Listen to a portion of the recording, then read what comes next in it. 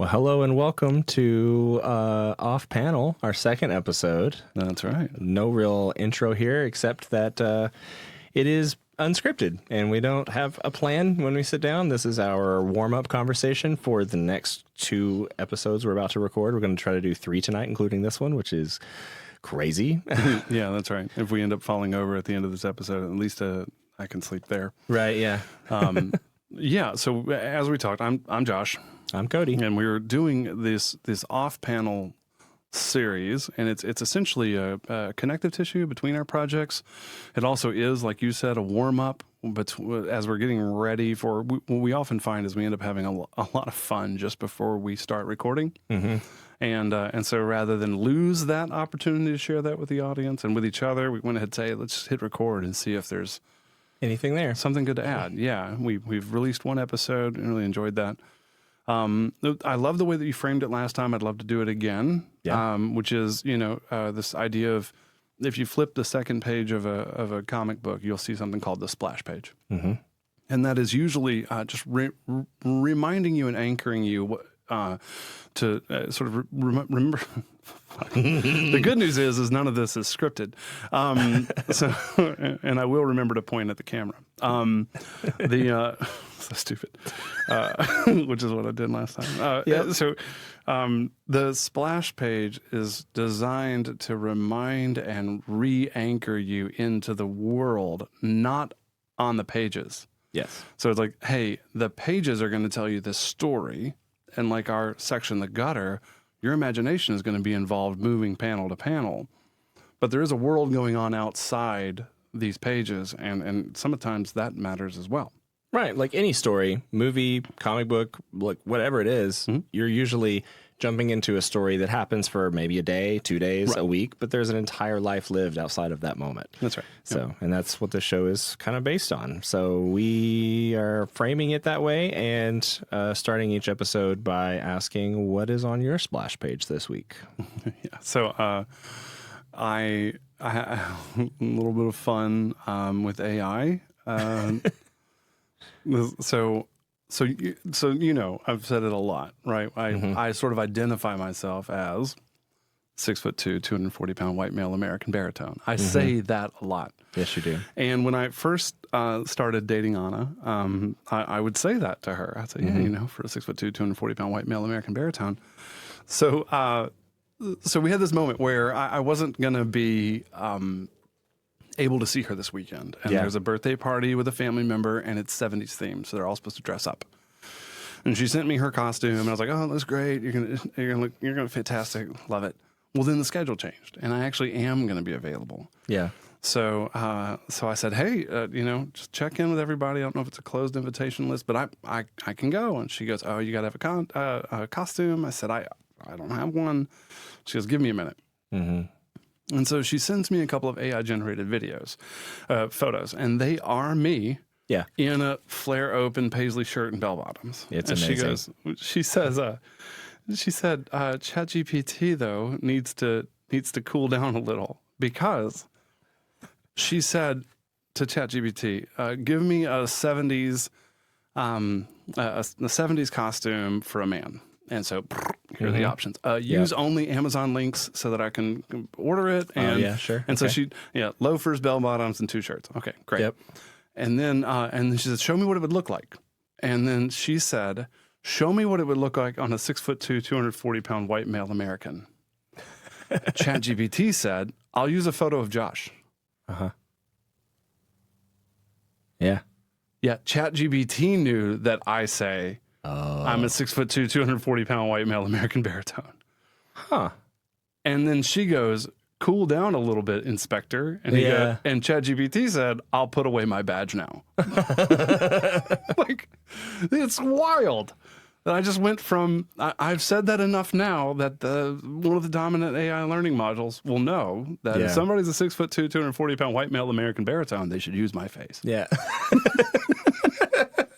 So it was wild. Maybe we'll post the pictures in Discord. It's a great idea. Great idea.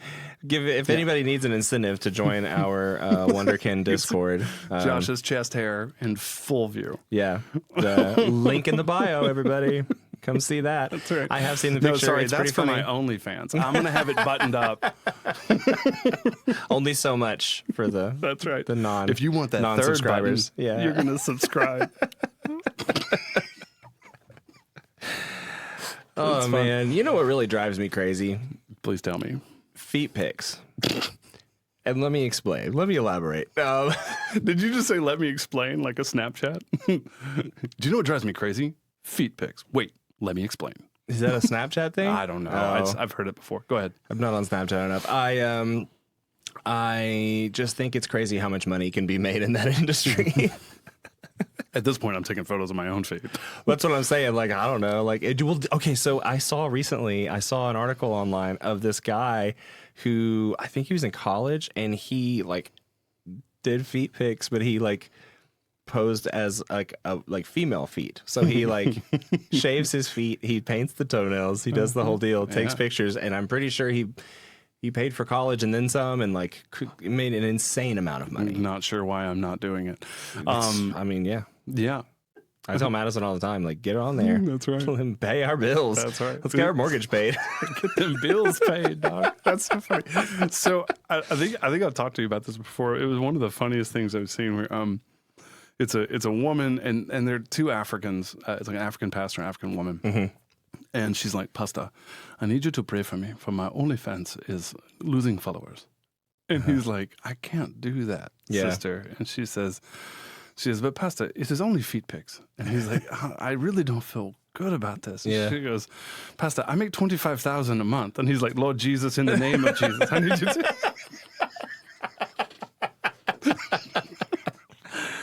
Because that's a tithing member right there. That's right. She's paying the church's bills. Trickle down economics.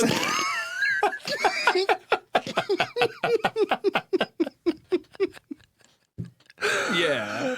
And we're off. We have made it in one story. We have told an AI story. We've told a OnlyFans story, and we've dished on the church. Sounds like great. Great. It's great. Sounds like we're rocking it. Yeah. No, I mean, there's pros and cons to AI. Going back to that conversation, I mean, it's definitely helpful for a lot of things. It's a complicated topic for sure. I can acknowledge both the problems with AI in terms of resource management or lack thereof, the inability for people to find renewable resources to power AI, and also needing apparently a billion acres of data centers, which is insane. Hate all of that. But also, as a working class American citizen that does not have a lot of tools afforded to me to actually make my dreams come true, like this podcast, I do use AI, and I use AI for a lot of things, just to, at the very least, to organize things and to get my thoughts in order, or to help with like organizing files and editing things and stuff. I'm still the editor, but I I don't use ChatGPT because I hate OpenAI, but I do use Claude. Own problems, different bucket. But I don't know. I just feel like it's such a hard conversation to have. I've had a friend try to like call me out on this and be like, you're, killing the planet and all this stuff. And I'm like, I get that. I understand that argument. I just don't believe that I'm the one in charge of that. So like, I have to use the tools afforded to me. That's what I have to do. And I don't, as a working class citizen who basically lives paycheck to paycheck, I use what I can use. Totally. You know what I mean? I am fully in support of the companies figuring out how to responsibly do it. I just also, it has given me superpowers, and I'm going to keep doing it. Yeah, that's right. I mean, one of the gifts of this podcast, and we get feedback a lot. I think I've given you the shout out in a recent episode, but we get feedback that the two of us are kind of punching above our weight class in this podcast. Like, we really do appreciate that. And it's your hard work leveraging tools that turn you into a full production studio. Right. Like you are one person, but it used to, and I kind of made the joke where like the story is written by Cody Harris and produced by and directed by Cody Harris, and the sound was mastered by Cody Harris. And the reality is that used to need 3, 4, 5 people to do. And what you have proven is that you are worth that many people. You're worth being paid that many people's salary because you're putting out great content and you're a one-man shop. It's fantastic work, man. Yeah. Well, Like- and when you said AI doing a full production studio, I immediately thought about like it's like we're actually in our car right now. In a car, like all of this is AI. That's right. Yeah, that's right. I actually can't see you because I'm in my car. You're in your car. You're right. Yeah, that's right. I have a little X of tape on the window that I look right there, and that's supposed to be. None of that's true, by the way. We are phically in the same Yes, location. You can Thanks. see my shadow on him. Yeah. Speaking of AI and data centers, have you seen it's a joke, kind of a public service announcement, but it looks like an ad with Garage Beer and Liquid Death. It's Jason Kelsey. It's called "We Want Your Pee" or "Send Us Your Pee." Or no, "We Want Your Pee." Have you seen this? No. It's the "We Want Your Pee" campaign, and Kelsey like walks into a urinal and like fills up a jar and like sends it because he's saying like we need to cool our data centers, and so send us your urine. Better than better than water out of the oceans and rivers, I Yeah, guess. might as well. Yeah. Yep. Anyway, what else is on your splash page this week? Anything else going on in your life? I'm 2 weeks away from sending my daughter to Scotland for 2 years. That's And, insane. Yeah, it's wild. Absolutely. I can't even imagine what that feels like. It's wild. Yeah. I don't really know. So I think I told you this. So my ex-wife's family, they're not geographically close knit, but relationally they hold their children for a lot longer. Mm-hmm. So like the average move out age of one of their kids is like 27, 28. Mm-hmm. Right? Like they go through college, sometimes they even go through grad school in the same city, and then they meet someone and they get married and they move out. And so, like for instance, Aoife and her mom went to a family wedding, and the cousin that they went to see, he's in his early 30s, and he's just in the last year moved out and met someone, and they got married and that kind of thing. So Yeah. that's very normal in their family culture. Not so in my family. My high school graduation gift was a fucking set of luggage. Wow. Yeah. Yeah. Hey, you're 18, so it's time for you to be your guy and not our guy. You can come home on the weekends if you want. Yeah. Truly, I graduated in May. In June, my stepdad sat me down and he said, 3 options. You can live here and go to college. You can live here rent free, but you're paying for college. You can move out, get a job, or you can join the military. Yeah. And I had to tell him within the week. Wow. Yeah. That's intense. Yeah, on the one hand, not the way I would have handled it. It's certainly Yeah. not the way I handled it with my own children. Sure.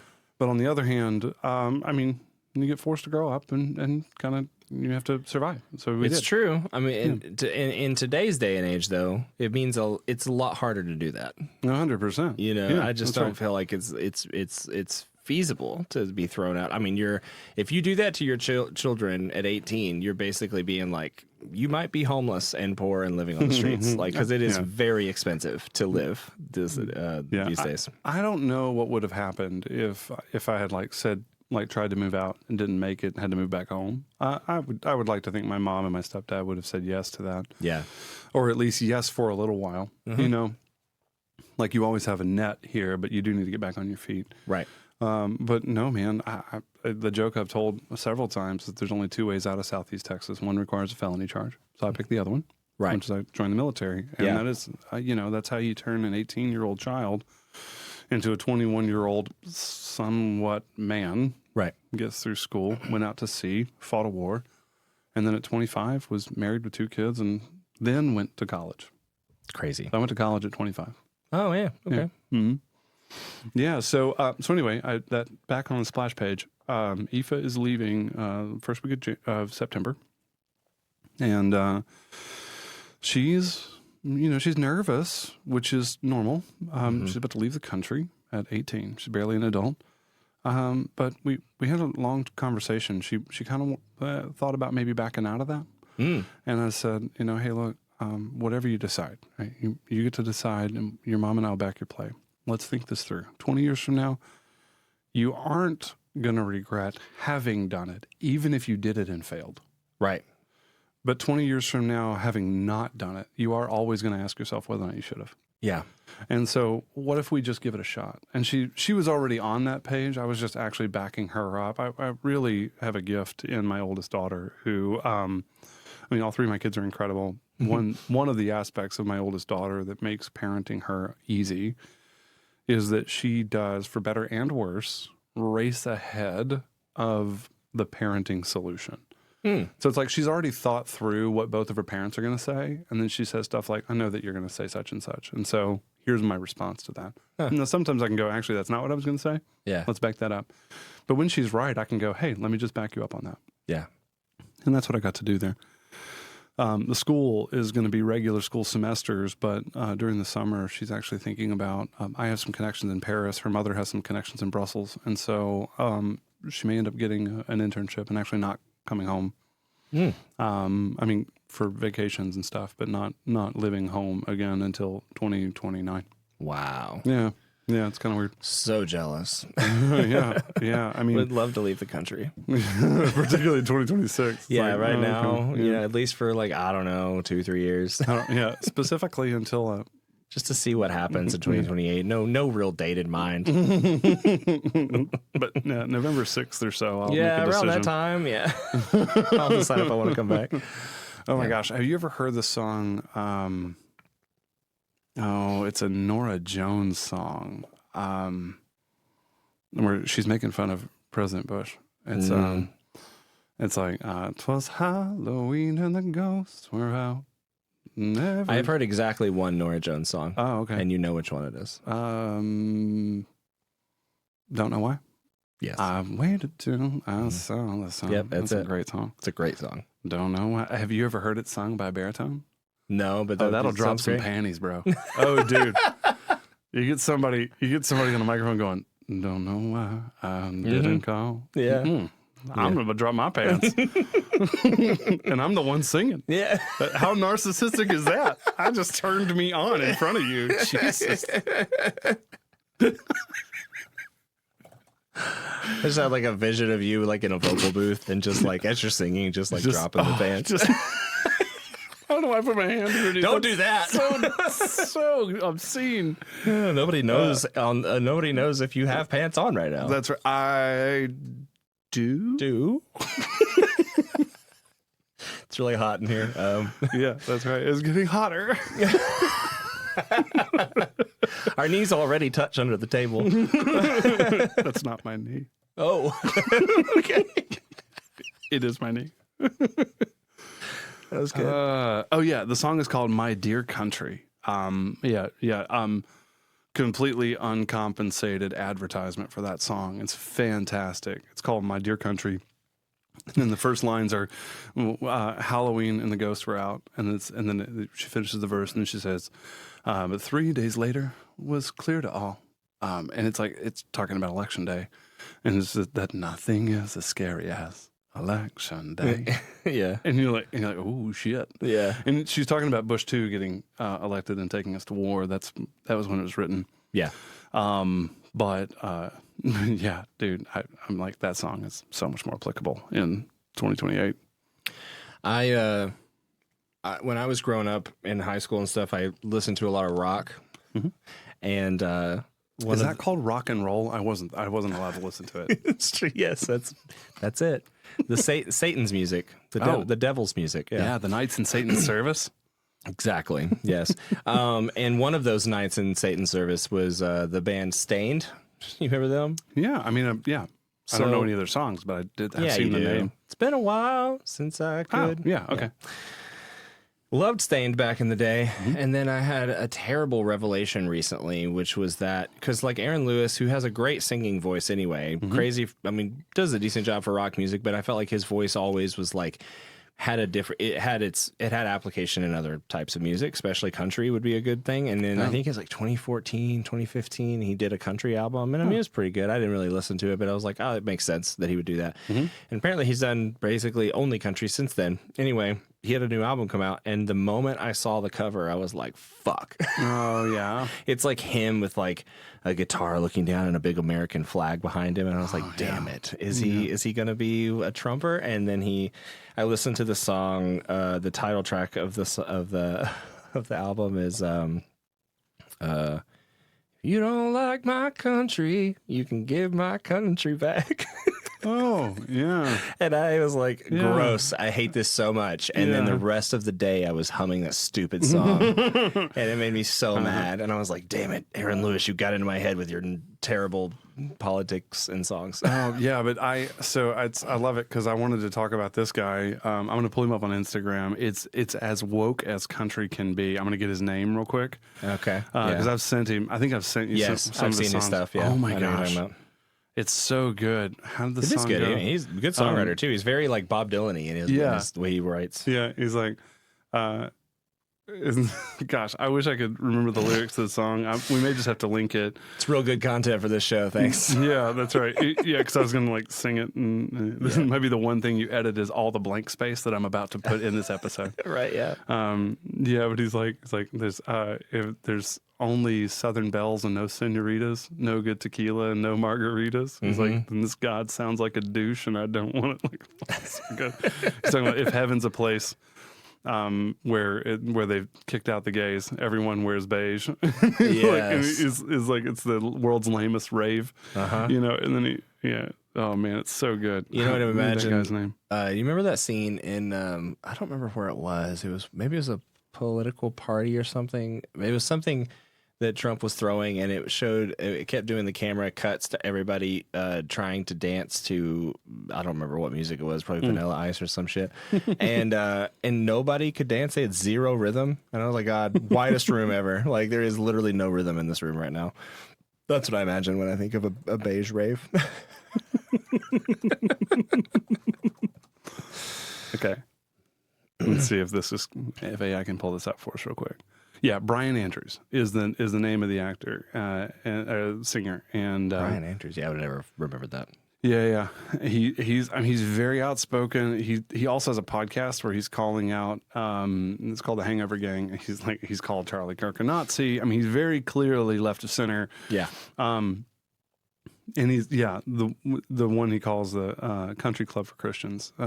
If and he's like I can't pay the dues and neither can you.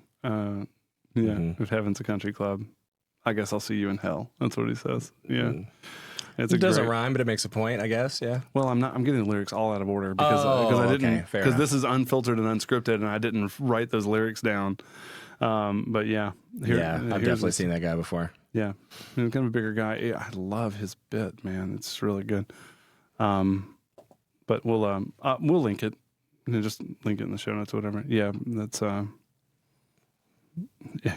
Maybe. I feel like every time we say we're going to link something in the show notes, we don't. I forget to do it. Yeah. It's. Hold on. I'm going to read the lyrics. Let me start this video over. This is great, right? You can do it from a video. Why don't you just Google the lyrics? Because I did that, and it sent me the link. Yeah.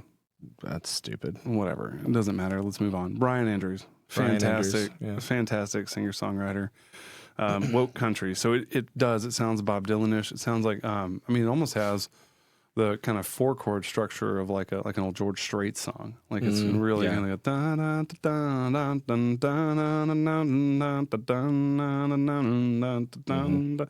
it's just kind of that got a little sing-songy kind of driving in your truck sort of feel. And then you're listening to it. It's like some of the most fucking woke lyrics you've ever heard. You're like, and it just gets stuck in your head. Yeah, it's great. That is great. Cool story, huh? It's great. Yeah. Let's move to your splash page because I fucked that up. I don't really know what's on my splash page. I feel like all I have done every single day is work my day job, immediately get done with my day job, try to take a couple hours off, and then edit podcast stuff until like 4 a.m. That's been my entire day. Yeah. And I wake up and do it all over again. So I really haven't had a whole lot of anything else happening, or at least not things that I can like really talk about here. I've had some family drama, and I've had some other things go on that's just like stressful, but it's definitely, it's been one of those weeks, I think. And like, I feel like all these like primaries happening and political things, clearly we lean into politics today. I think it's like one of those things because it's just on my mind. It's on your mind. It's on everybody's mind right now. And it's just really hard to not think about it right now as we're getting closer to November. Keep going. Yeah, I'm sure this won't bring out the trolls in our comments. It's fine. You get to edit this later if you want. You don't have to. That's true. That's true. I could edit it Say out whatever later. the fuck you want. Yeah. I don't know. It's been a lot on my mind lately about this. I was talking to my mom earlier about this, about how, because actually she had a situation happen today where she was not able to vote because they rigged it to where in Florida you have to choose your party for a primary at least 30 days before the election. So she hadn't done that because she moved to Florida, I guess, a couple years, 2 or 3 years ago now, and just didn't do that. And she didn't know that. I mean, any election, like in Tennessee, you go to a primary, you don't have to choose which party you're a part of. They'll just ask you want this ballot or this ballot. Right. And they went there, and you're like, oh, you're not affiliated with a party, so you're nonpartisan. You can only vote for nonpartisan people, which is like a judge. So she got to vote for a judge, and that was it. And then she got sent home, and she was like, I don't understand why this happened. And I was like, well, I do. That was perfect voter suppression. That was it worked. It was successful. Yeah. There's just a lot of that shit going on right now. And we were talking about Well, let's make sure that gets unpacked. So you make sure I understand the story. Your mom went to her polling location. Yeah. She's a registered. She's lived in Florida for a few years. Now I know that I've gone to polling stations where they've been like, "You're not registered to vote. Here's a registration card. Do you have your ID?" That's happened to me before. Yeah. That did not happen. Instead, what they said was, "You're not registered to vote, so we can see you're a resident, but you cannot vote for either party's primary because you have not declared a party affiliation Within 30 days of the election day." Yeah, and you couldn't do it day of. You had to have done it a month before. Correct. Yeah. So that sounds like voter suppression. Yeah, for sure. Successful voter suppression. And there's that kind of shit happening all over. And of course, like, my job, my day job is it has to deal with politics these days because I sell a lot of alcohol and I sell a lot of THC. And anybody who's paying attention to THC laws right now knows that like crazy shit is happening. We're rolling everything backwards in progress, and it's just wild to say like Texas made everything insanely illegal to the point where if you have like 2 handfuls of gummies, then you could serve life in prison. Like that's insane. Wild. It's insane. There's an amount of THC. I did see this. There's an amount of THC you could have on your possession that if you have that much, you could receive a stiffer sentence than second-degree murder. Yes. Anything less, any murder less than full life sentence, there's a THC amount you could have in your possession in Texas, and they would give you a more severe sentence than a murderer.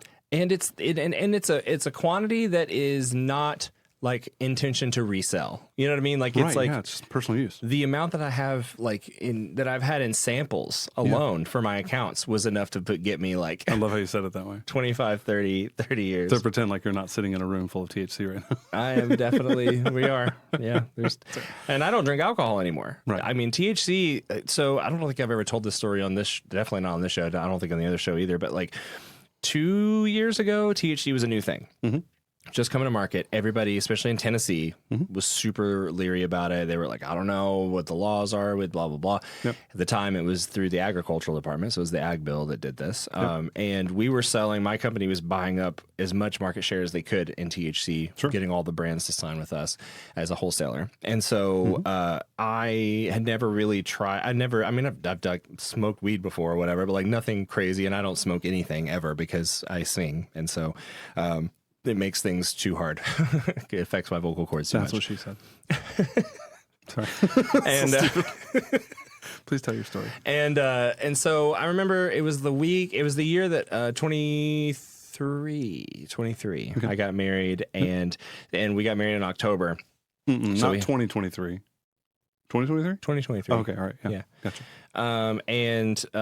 So we had bachelorette party, bachelor party in September, and then we got married in October. And then we did a destination wedding, I guess you could call it. We did a ceremony, just the ceremony on a beach where my parents live. Yeah. And then we had a reception back here a week later.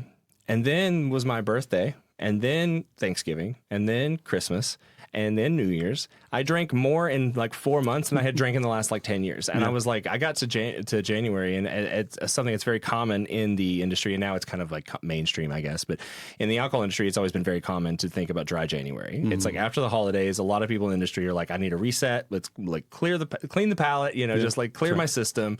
I've been drinking too much. And so, it's time to reset. It's everybody's like way of making them feel like they're not an alcoholic. And so that's right. I'm only an alcoholic 11 months out of the year. Exactly. Yeah. February 1st, party time. That's right. So I decided for the first time in my life, I wanted to do it because I'm like, I've had way too much alcohol. I feel like shit all the time. Sure. And then I had the idea, I was like, I could do like Cali Sober January and just try out all their THC products and see how they affect me. And then I can confidently sell it to my accounts. And so I did that for an entire month and totally worked. I was able to pick up a lot of accounts during that time to pick up THC. And back then it was definitely the Wild West in THC. So like nobody really knew what was going on and nobody was regulating it in any way whatsoever. Right. Yeah, but at least the stuff I was selling was like quality brands that were like from California and Colorado and, so. Fucking liberals. they make good weed though. That's right. Yeah. I is one. Yeah. and so I think that by the time I got to the end of January, I was like, I don't think I'm drinking alcohol anymore. Like I think I'm just going to stay on THC forever. And spoken like an addict. I'm going to do more of this forever. Yeah. So Cody, in the other room, there's two therapists and a psychiatrist. We're going to so like an intervention. Yeah, that's right. We have you now on record saying you said it out loud on the internet. Yeah. I don't do it all the time, but I do, and I don't do a whole lot. But it's a better buzz, and so and safer, and actually less addictive. Yes, agreed. Yeah, for sure.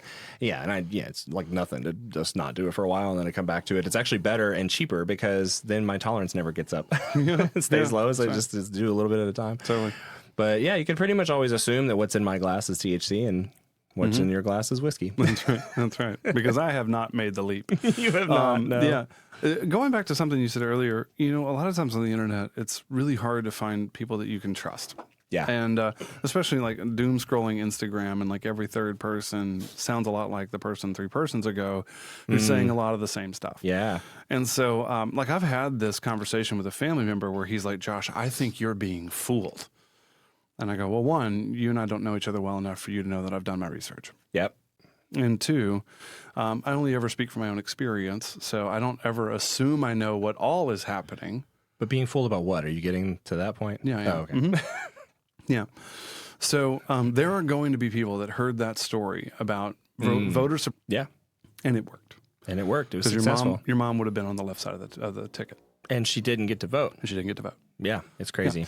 Yeah. And that is so again, not making any big statements about how this is happening all across the country. Could it be? Probably, yes. Yeah. Is it for sure? I have no idea. What I can say is here's a clear example of an easy slipstream path where it's easier for people on the right to stack the vote by suppressing voters. Well, it's interesting that you say that too, because just that story alone, we think about, locally here in Chattanooga, we just had Calvary Chapel of Chattanooga. Oh, it's wild. It's wild. Do the most insane thing I've ever seen a church do, I think. Oh, I'm going to throw them under the bus. Yeah. Do you want to throw them under the bus? You want me to? Because fuck those guys. We can both do it. I despise that church. Yeah. So, I mean, we don't hate any one religion any more than we hate or like any other religion on this podcast. 2, there are groups of religious people all over the world that need to not be in power. I don't care if you're radical fundamentalist, fill in the blank your religion. I don't care if you're Jew, Muslim, Christian, Hindu, Buddhist. There are versions of radicals in every one of these religions. So again, religion isn't necessarily the problem. Radical fundamentalism is the problem. Yeah. Okay. There is a church here in this town that is clearly on the state side of radical fundamentalism. They have proven it over and over again. And one of the things they did, because fuck them, they brought only the Republican candidates, brought them on their stage, and their pastor said, these are the people to vote for. This is a tax-exempt organization that has no right to lobby and has no ability, it has clearly broken the separation of church and state. Brought them on board, and they have thousands of parishioners who were then laced earlier in that sermon one of the speakers, I think it was the pastor, but I didn't hear the full sermon, said, I don't know how you could vote Democrat and be a Christian. Yeah. So he just laced their heavenly experience to the Republican Party and then brought up all the people they needed to vote for. Fuck that guy. And then said, here's a QR code, scan it, you'll get a pre-filled out ballot that you just have to sign your name to. Wild. Insane. Yeah, that doesn't happen. As someone who has, the thing about it is, when I was younger, I was fully in religious circles. I went to seminary. I was working in churches. I voted Republican, all the way through Bush probably Mitt Romney for me. Oh, shit, I forgot about Romney. So, yeah, because I didn't vote for Obama the first time. I did the second time. Yep, same. No, I didn't. I voted because Mitt Romney was the second time. John McCain was the first time. Yeah, I didn't vote for McCain. I did vote for Romney. Yeah. I did vote for McCain, and I voted. If I was going to pick between the two, I'd rather vote for McCain than Romney. Now, yeah. Yeah. But I just think that, but that was back when you look back and just, you see any flashback of the highlights from the debates back then, and it was just like, it was such a different time. I miss it. I wish that I actually feel very much like, I think we're all kind of hopefully collectively coming back around to this idea of like, hey, maybe we shouldn't be so black and white, so contrasted, polarized on either side. Totally. Because the reality is the political spectrum has moved right. And so like people who used to be center are now being pushed right. And so then the people who were maybe just a little left of center are now being called like, what is the new buzzword that Republican Party is using is communists. Like we're all communists because we're not Republican and we're not far right. That's right. It's such a crazy contrast, and I'm not about that life. Totally. I did see I think it was Brene Brown. I saw an interview with her today where she was saying that she draws a line in the sand with people that she'll like engage with. She'll draw a line in the sand, basically like, if your argument that you're coming to me with is to harm, disrespect, or degrade another human being or a people group, then we're not having a discussion. And 100%. that's exactly how I feel. It's just like, if we can't agree on the basic terms and that we're all human beings and we all deserve the same rights. Yep. And that's just the start of the conversation. But if we can't even agree on that, then I don't want to have a conversation. Yeah, we are a lot more alike than we are different, especially when you think about the reason that we're being divided. I believe this is true. I believe that we are being divided across horizontal strata whenever that's being promulgated by vertical strata, meaning that it's the wealthy that are finding ways to divide the poor or middle class. Yeah. And by doing that, by making, say, for instance, poor white America and poor black America, by making them fight against each other, they're unable to see that they actually have a lot more in common, and that they need the same things from the same leaders. And that's being perpetrated, promulgated, whatever. It's being proliferated. I'm become another P word. But you like alliteration. I know you do. It's I'm going to do it like a pastor. It's being perpetrated, promulgated, and proliferated by these punks. And I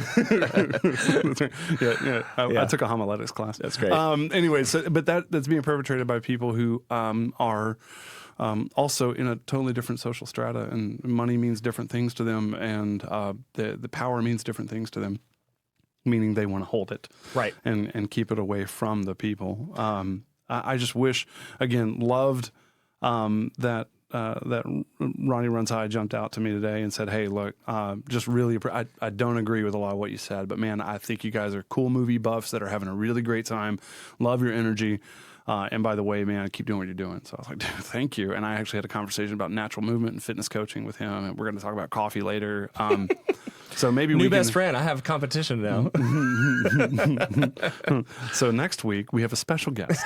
Cody's out of town. Yeah, right. We're actually moving the entire setup. I wouldn't mind being able to have public discourse again. Right now it just feels like it's just so violent, and you disagree with a certain group of people, and then like you get death threats and all kinds of crazy stuff. I mean, we might get some from this conversation. Who knows? That's okay. Fuck it. Yeah, but it's just to be vilified for what you believe, as long as let me rephrase that. I think I'm fine with vilifying people who actually want to harm other people. But you know, the other side of that conversation, like, you know, I was having a conversation, I was probably with my parents and different people, but this idea that like this whole conversation going around right now about everything being communist, like it's just such a communist thing, right? We just had our senator, she's running for governor, Blackburn. Marsha Blackburn, do that insanely racist and terrible ad with the fortune cookies. Oh my gosh. And you know, it's just, we have all of that going on, and What pisses me off most is that she is the symptom. yeah, There Yeah. are people out there that are like, fuck yeah, crush those fortune cookies and screw China. You're like, what? yeah. It's not our problem. It's not the problem that we have. Right. But here's the thing. Everybody's like, because so many Democratic Socialists are winning local elections right now, and that's just happening kind of throughout the country in different places, and it's just starting to pop up.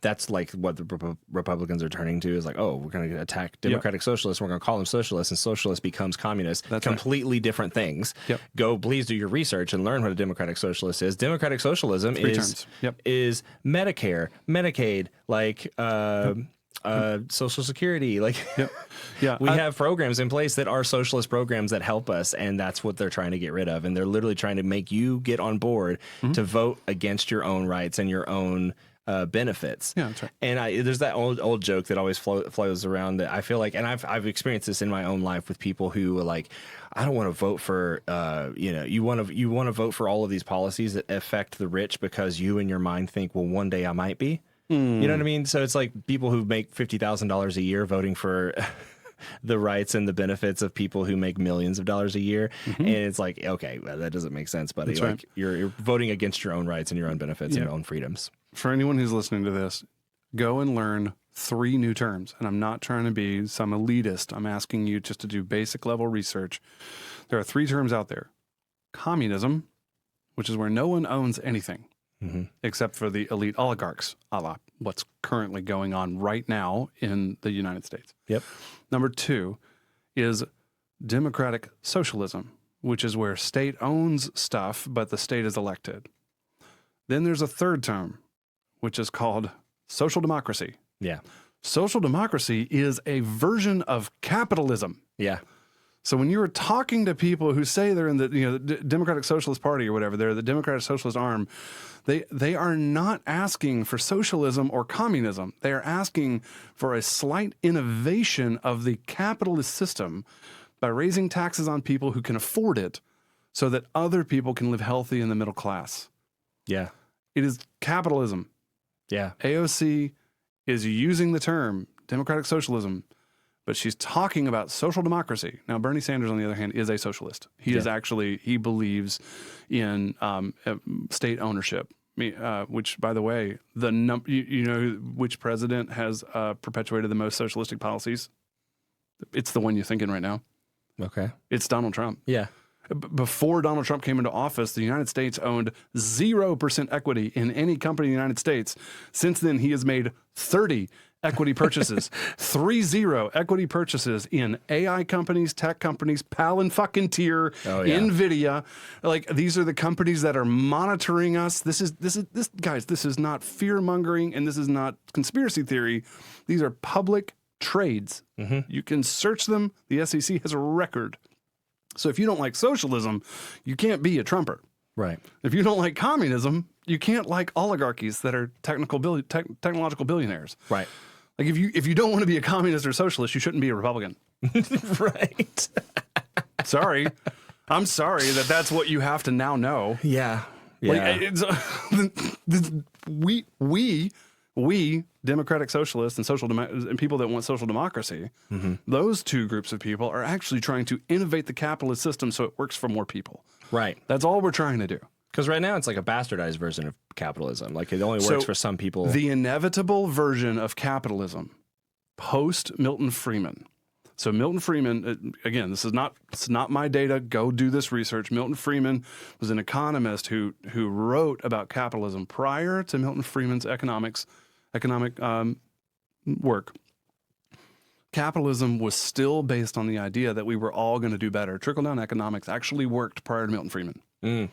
Milton Friedman shifted the narrative whenever he said that the goal of capitalism is to maximize profit for the shareholders regardless of other bottom lines. Yeah. When that happens, shareholders went, bet, heard it, great, sounds awesome, love it. Yeah. Fuck the ethics, as long as we make the profit for the shareholders, we're good. And CEOs, and so when that happened, it created an inevitability, because the primary way to make sure you maintain profits against your competitors is to swallow your competitors. Capitalism, runaway, creates monopolies every time. Yeah. Proper regulation of a capitalistic society, which would look like democratic socialism or social democracy, one of those two things, Yeah. that would, healthy antitrust laws, would break up these monopolies and allow healthy competition to keep happening and keep benefiting more people. But we don't have that right now. Nope. And the people who say they're trying to prevent it are the ones creating it. And I'm not a conspiracy theorist, you guys. This is easy to research on your own. Yeah. Yeah. It's not. In fact, I want you to blast me in the comments. Prove it. Just prove it. It's okay. It's okay. You blast me. I love it. Bring it out. You're welcome here. I want you to stop saying blast me. I don't know why. Blast me in the face. Just feels, Blast it all over it me. makes me awkward. It makes me feel uncomfortable. Yeah. Put us on blast. Put us on blast. Yeah, sure. We can do. Yeah, that's a great way of saying it. On our faces. Man, this is the most politics we've ever talked, both together and on record, like when we're recording. Because every time it ever comes up, we're always like, we're not a political podcast. Let's talk about the Marvel movie. Like, we have an opinion. Yeah, I mean, everybody does. That's right. Yeah. That's right. Well, this won't be a political show every time. No. I mean, we've proven that. We're about 30 episodes in, and we've only done this once. Well, off-panel is a different thing. That's right. And off-panel is the place for this. We've talked about this before, that when off-panel itself is designed to talk about our world prior to coming in and doing our project. Right. Because today I was watching Black Panther 2 and I started to tear up because I was thinking about grief in my own life and loss. The reason I teared up is not because T'Challa's dead. I teared up because I have experienced death. Yeah. And then I saw it portrayed in art, and my brain connected those two things. Yeah. So off-panel's goal is to say what's going on in the world around you and me, so that when we come in here, it's a clarity both for each other and for any audience members that care, and then certainly for the project itself. Where's our input? Where are our gutter moments coming from? Right, exactly. Like what, and you know, and also like what sparks imagination outside of the conversation, right? Which is something that this conversation hasn't really represented. It's been sparking maybe the opposite of imagination. It does make me think about different things in the world, but I'm kind of done with this conversation. I want to go back to what you were just saying, the idea of grief, and something that has been on my mind lately is this idea of the experience of middle age. You know, we base this entire show, Wonder Bros, and all this on the experience of people in their middle age trying to reconnect with their childhood selves. Yeah. It's very in the back of my mind, I always think of it as therapeutic. It's really something where we do this purely therapeutically for ourselves and each other. And hopefully other people get into it, and that's the idea, right? And so, you know, I'm really exercising that right now. We're trying to get a little behind the scenes action for information for everybody, for anybody who cares. We're currently working on trying to get way ahead so that I can take 2 months off of recording, so I can actually record an album, and that's what I want to do.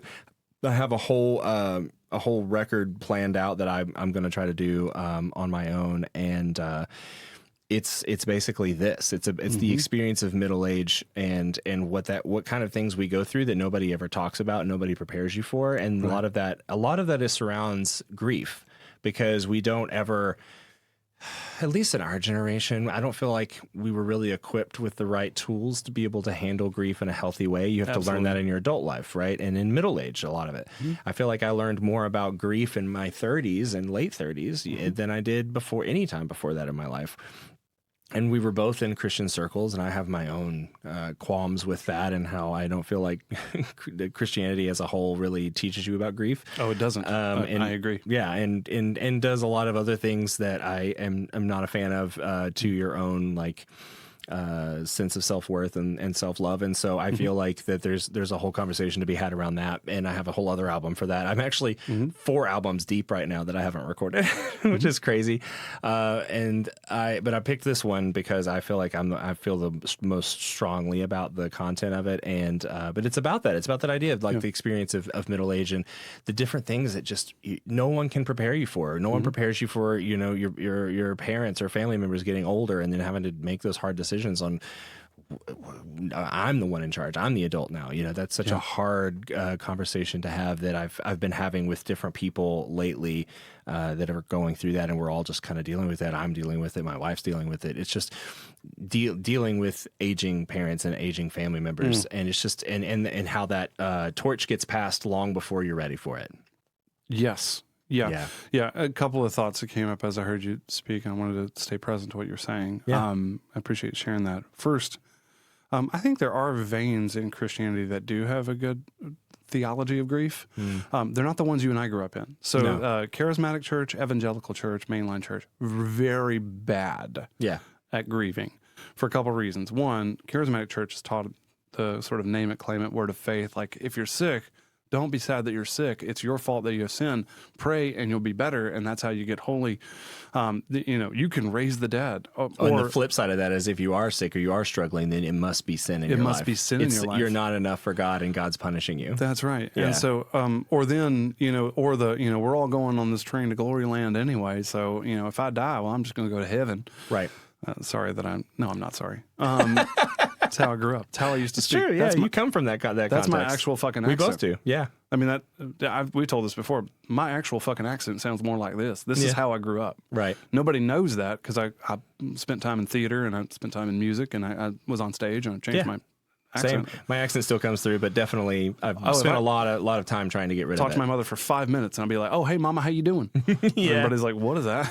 Is he making fun of her?" Like, no. Right. Yeah, for sure. So that's one thing. The second thing that came up for me, I offer financial services. I'm a financial advisor.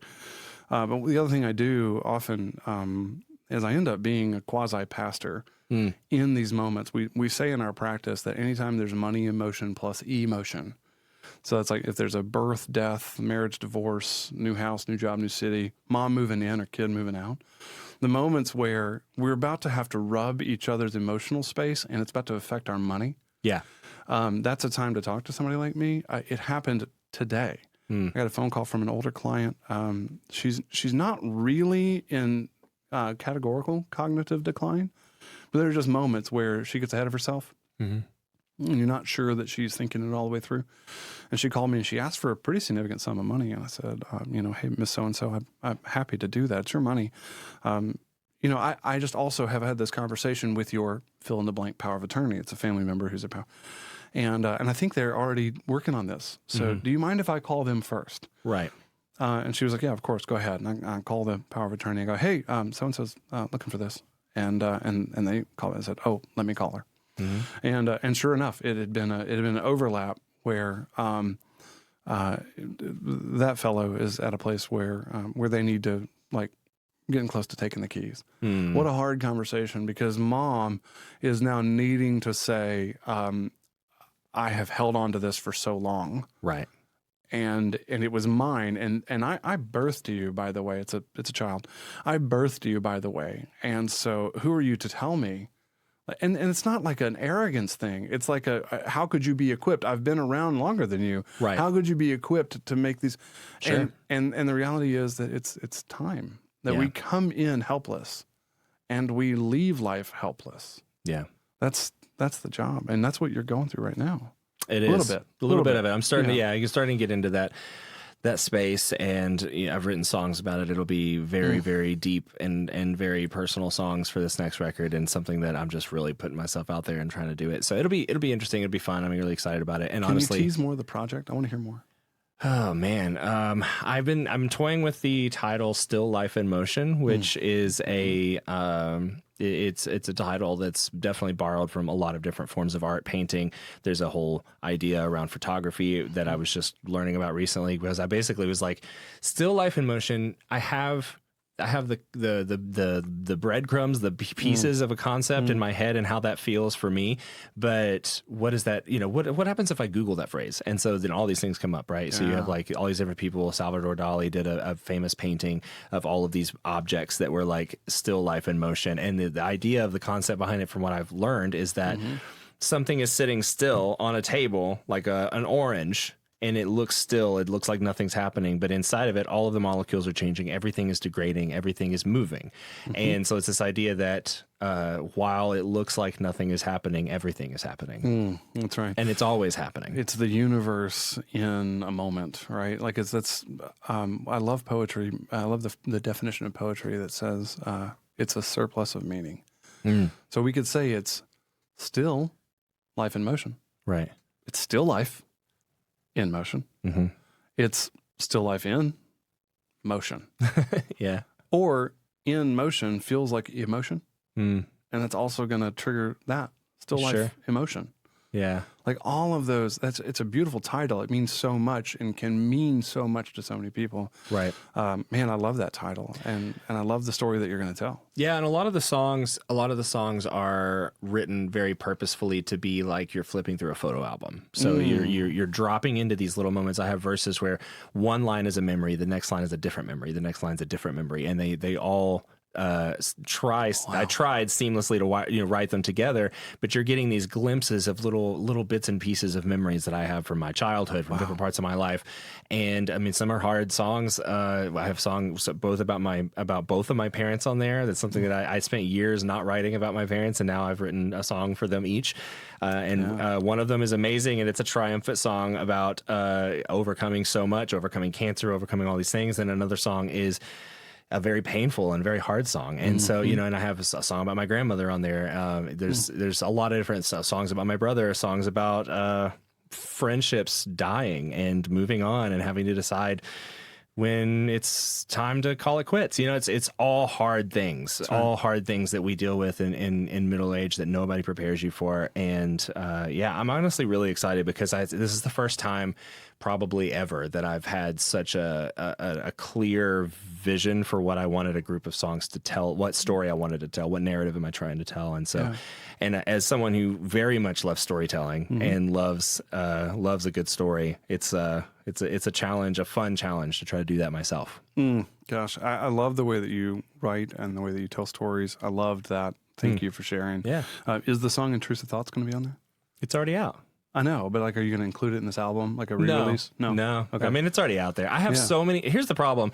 I write so much all the time that I have so many songs. Like there was a few months ago, I was trying to start a band and I had the guitarist over and we were going through, I was like, we could go through some songs and just see like what we might want to add to the play, to the set list.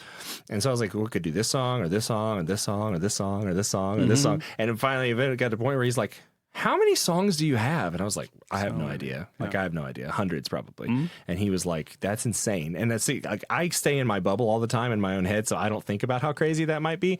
And I guess it is crazy, but I literally just love writing. I love writing, love stories. I've done it my entire life. And every year, up until this last year, I didn't do it. I didn't participate this past year, but because I felt like I had too many songs. But every year I would do this kind of cohort group of songwriters get together in February, and we call it Februariters. Not my thing. I joined it, and where we all share a song a day that we write. We have to write it, and we have to record it and post it in a 24-hour period. Very, very challenging, and you try to do every single day, 28 days in a row. Wow. 29 on leap year, and it's difficult. The last 2 years I made it to where I was able to get enough songs where basically I took one day off a week. So I got 24 songs in 1 month. And then what ends up happening in that kind of time constraint that it creates, I love constraint. Like, it's a weird thing to say. Constraints and creativity actually work really well. Keep going. This idea that you would think constraints would hold you back, would not get you to, but it's funny how, at least for me, pressure, deadlines, any kind of constraint, you can only write about these things for this song. You can only try this topic. I've throughout my life, I've gone on songwriting retreats. I've done different things with different songwriters in the industry. And one of the things that I've learned is that exercises we think about like workouts, exercises build muscle. Yep. In creativity, exercise builds creative muscles in the same way. You choose to exercise that creative muscle in a certain way, you build it up in that certain way. And where like when you want to sit down and write a song, it's actually pretty effortless. And that's something that I learned because there's this idea that artists get in their head. I'm including myself in this, that when you are trying to write a song, you think that you have to have this muse, like it has to come from the air. Like it's just like it's like divine intervention or whatever the case may be. But like you're just sitting here waiting, you're just waiting. I'm just I'm just a receptor. I'm an antenna. Send me the song. Yeah, I'm gonna conduit. Exactly. And it's even worse for people who come out of the religious, because I mean it's in the language, right? Exactly. And so I think that there's a level of that there that makes things very difficult. But what ends up happening is you end up talking yourself out of writing a song every time you sit down to write a song. Right. What Febby writers and exercises like that do for you and did for me was that it removed for me that block, that mental block of when I sit down, me thinking, I don't know if it's even worth me writing a song. Am I even going to write the best song? Your ego gets in the way and it starts thinking like, and then you start thinking, do I even have it anymore? Can I even write songs? And I hear this from artists all the time, songwriters all the time. And I'm like, it's actually not that. You just have to figure out how to remove that block, and then it's really, really easy to write. And what I found was the easiest way for me to write is when I sit down, I'm not writing for any particular reason. Sometimes I wrote it, like my last record, I sat down and intentionally wrote songs about specific topics. Yeah. And then with this next record, I guess I kind of did that, but it was like over the course of years, these songs have now collected that make sense together. But for me, it's constraints and creativity that actually help creativity flourish and grow. And I found my best ideas that I've ever written in my life, things that I'm the most proud of, when I had the most constraints. I had to have a deadline. I had to write it in this way. And you have to write and record it. And so like a lot of the songs, at least the first like 8 songs in this project that I do with the songwriters every year, it would be fully produced, like all these instruments, all this production. By the end of it, it's like voice recordings on your phone, right? Not even the instruments. I could just doing it on my phone. Exactly. Yeah. But what's crazy is those songs that are on the voice recordings almost always were the ones I'm like, that's the song. Like I'm adding this to the list. Yeah. And it's crazy. I want to talk about 2 things I heard you say. One is the use of constraint. That's the entire structure around poetry. Yeah. Right. Is to add constraint, whether it's a particular meter or rhythm or a topic or, all the way down to some of the most restrictive, like a haiku or a laconic, right, where you're like 1 or 2 words or 5 syllables, 7 syllables. There's a book out there by Drew Boyd and Jacob Goldenberg called Inside the Box. And so we often think, let's think outside the box. It's like, no, actually honor your constraints. And then say, we have to solve the problem inside the box. The other thing that I heard you say that I think we moved past it really quickly, you're talking about middle age and grief.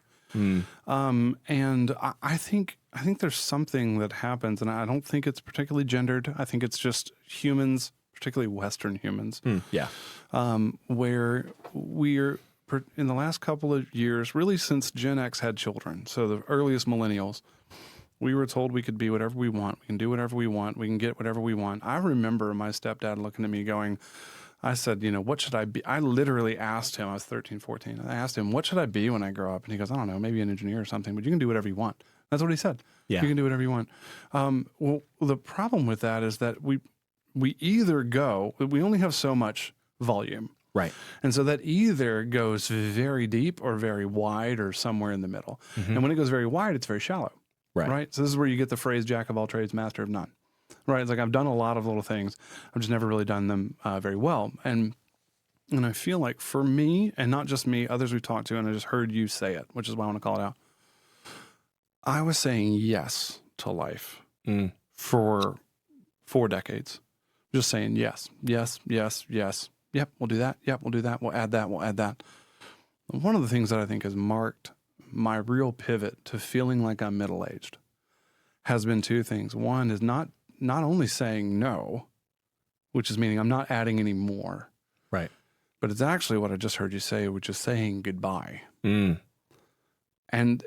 getting a theology, little t, so not particularly religious, but like a teleological and all those like seminary words. Yeah, philosophy, ideology. Yeah, either a way. philosophy of it's okay to grieve and say goodbye. Right. That grief feels permanent. It's not. Mm-hmm. It's something that eventually passes away after revisiting it a few times. And so when I have to say goodbye to a friendship or to, like, for instance, a former partner or a job or a career or an option, saying goodbye to an option, a option, a hanging thread out there that I don't know, maybe one day I will be a singer-songwriter. No, I won't. You can be a singer-songwriter. I'll be a financial advisor and whatever the fuck this is, because I'm having a blast. Yeah. But like to begin to say goodbye to things and to start now. Yeah. Because if I don't start now, I'm going to end up being that guy in his 60s who has built no depth. Right. And they're like, is that a child or is that a grown-up? Mm-hmm. And it's I want the depth of maturity that says I've said goodbye to the right things.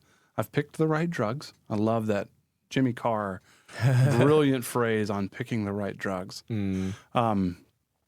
That's his. Go internet search that. It's incredible. An incredible line talking about how to parent in his case, a son or a younger version of himself. Pick the right drugs. But pick the right drugs and say goodbye to the others and start to really go ahead and work on the grief now. Yeah. And what that's going to give me, I think, is a much richer middle age, a deeper, richer. It's the difference between drinking grape juice and drinking a 20-year wine.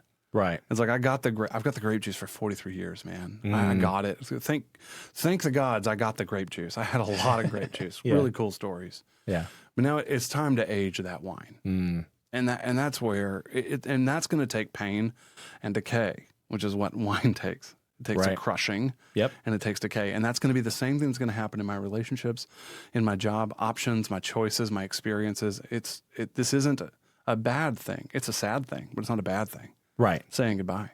Yeah. And I'm starting now. I'm learning that right now about myself. Well, and I think too, being able to, one thing that you did say that I actually like the idea of is that we say yes to so much. We're constantly trying to prove ourselves to ourselves and to everyone else. And we're constantly trying to achieve and succeed and all of these things. But my happiness, my peace in life comes from my ability to say no to things and people and friendships and saying goodbye is just saying no to something you said yes to for too long. Yeah. I think that's the way I look at it. That's and great. there are friendships in my life, there are relationships in my life that I said yes to for too long. And I just decided I can draw that line in the sand. I have that ability now to say, no, actually, I don't want any more of this in my life. It's not good for me. And do I hate the people? No, of course not. Do I have anything against them? No, I just now know what's good for me. And we are aging wine. We all are, right? We are wine that is aging. We are not the same this year as we were last year, and we won't be the same next year. And we're constantly, hopefully, getting better. Some wines don't age well, some do. That's right. I want to be a good aging wine, and so I'm trying really hard to have that discipline. And I feel like that starts now. And I feel like for me, creativity flows more with me now because of the fact that there's a really great book called The Creative Act, A Way of Being by Rick Rubin. Amazing book where he basically talks about how like you never turn it off. You just know how you never turn off that creative antenna where you're picking up this idea of creativity all around you. There's things that are always happening it's just creativity waiting. It's like low hanging fruit waiting to be picked. Yeah. You just always have to be always be attuned to it, but always know how to focus that energy and how to exercise it. I think that it's a way of being, and it really it's in the title of the book, but it really has transformed the way that I think about not just creativity, but everything in my life. And the way that I'm able to work a day job, have this show, I have another podcast. I also do music. Is the ability to say no to things and to compartmentalize and organize it. That's right. It's not my strong suit. I had to learn, and it was really hard. I'm very my autism causes me to have painfully crippling ADHD. And it's very, very hard for me to stay organized. And so having systems in place, constraints, helps me stay on top of it. So. That's right, man. It's a lesson I wish, I don't think I could have learned it earlier, but part of me does grieve that I didn't learn it earlier. Yeah. Because I feel like this is going to be true for my children too. They're going to spend so much time trying to figure out what they're supposed to do that they're going to end up doing a bunch of stuff that when they finally find the thing that they like, oh, this is what I was supposed to do. those are necessary reps. You need to go test that stuff. Yeah. Otherwise, you never know. But also, it's also true that I was talking to Anna about this today. Have you ever heard of the wheat effect? Wheat? Wheat, yeah, like the grain. So this is this. So I'm going to try to remember this. Anna told me this today, and I thought it was brilliant. It's Socratic. It's from Socrates. He brought his class out into a wheat field, and he gave them a constraint. He said, "You're going to walk through this field in that direction. Your one constraint is that you're going to pick the best head of wheat for you. Your constraint is you cannot return, can't go backwards. And if you see one that you want to, you can trade once." And a majority of the class picked no wheat. Really? And the ones that did pick wheat, if I remember correctly, 'cause I haven't actually read the story. This was told to me by Anna, which I trust her. Others brought back sickly heads of wheat, worried that and the lesson is time goes in one direction for a human. And so they were spending so much time trying to find the best thing that they picked no thing. Right. Rather than picking one, seeing a better one and trading it, seeing a better one and trading it, seeing a better one and trading it, they didn't want to lose what they had, or they wouldn't pick anything at all because the best one might be ahead. And at the end of the day, right or wrong, you can have your own religion, you can have your own sense of morality, but there is, no crown at the end of this story. There's no finish line. None of that exists as far as we know. Right. We can guess, we can't know. And so at the end of it, you have to choose what's right for you. And the good news is that once you choose it, you can unchoose it and choose another one. Right. But you can't go backwards. Yeah. This is definitely another lesson that I've learned in my middle age is not being afraid of failure. That's something I spent so long being like, well, what if I fail? Like, what happens then? And I don't have that fear anymore. I would rather just try it. And to me, I have such my brain is wired very like a science mind, right? Everything is an experiment. Everything is a trial and error, and we just see what happens. That about you. And yeah, I think that way about social media these days. It's like everything is trial and error. You don't know what's going to work and what's not going to work. You just put everything out there. And in turn, what actually ends up happening is you end up wanting to put out just the most authentic version of yourself. Right. That's in my music. I want to do that. I've been trying to learn how exercise that in things like social media, which I historically and I think famously in my own life do not like. I don't like social media, but on that note though, crazy how we're getting MySpace and Vine is back. That's wild. Yeah. And they're all like anti-AI, anti-algorithm. That's right. And I'm so pumped about it. Honestly, I really hope that MySpace comes back with a vengeance. I think it would be amazing. I just got on the Divine is what it's called, but Vine. I got back on that. Cool. I got on it today and I was like, this is awful in the best way. That's right. Because this is truly, as I understand it, it's truly going to go back to what it was meant to be originally, which is a place for you to have a repository of your stuff and share it with the people you wanted, but not be algorithm driven to find this echo chamber of everybody that believes like you. That and the sense of approval that you want to try to seek. We already have that problem in our own daily life. We don't need it with the entire world on the internet. Dialed up at 8 billion. Yeah. Yes, exactly, for sure. Yeah. But yeah, man. I've really enjoyed the conversation. It's been great. Really I think we are sufficiently warmed up for our actual episodes. That's right. So, I love that we've decided there's going to be a sign off here. Yeah, and that is that you're ready to record the actual conversation now? I'm ready to film the episode. Let's film the episode. Let's do it. All right.